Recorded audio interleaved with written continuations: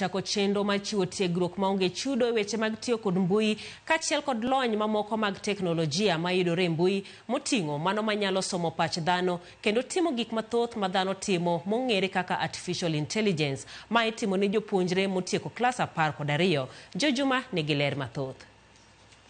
Mbui kod teknolojia mamoko mag tudruok manyasani obiro kod ber mathoth ne jogo matiyo kodgi e yore mowinjore. Kata bed ni gintiere kod ber, komachielo bende osetudgi kod midhieche mamoko poni ok oti kodgi e yore makare. E okang' man ni oganda to ahinya rawere obedo kod lony makare matiyo kod mbui kod teknolojia mamoko manyasani e yo makare kendo geng'o badho ma itudo kod timo rach kod mbui kod teknolojia mamoko. Ten mbalariany Marongo dhi nyime kod chiwo tiegruok manono ne jopuonjre ma otieko klas 12.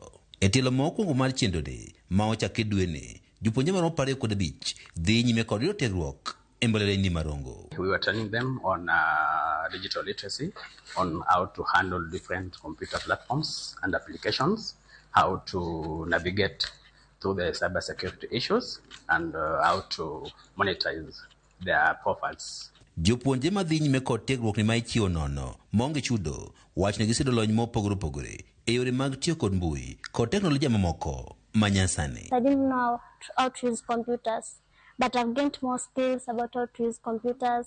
I've known how to monetize my social media platforms, about what to post. I was very green in terms of ICT after coming here. I was taught on the various ways of monetizing, especially for content creators, so that you can be paid. Also the online jobs, when you are being given work, you can just use the AI tools which will help you. On the matters of cyberbullying, I was very educated that when using online, think twice before you post anything because it can haunt you forever.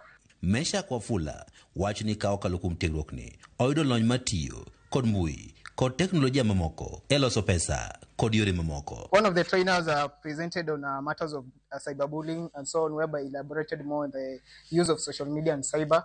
So I can say it's better because at least I've gained some skills when it comes to managing social media. Jalup Chancellor mbalariany Marongo Ngire Samuel Gudu wach ni mbui kod lony moko manyasani ma oting'o mano manyalo somo pach dhano kendo timo gik ma dhano nyalo timo obendo ng'ere kaka artificial intelligence obiro kod ber mathoth. Kar kamano bedo seti kodgi e yo marach. There's a lot to benefit from the internet, but there is also the negative consequences which we are alive to.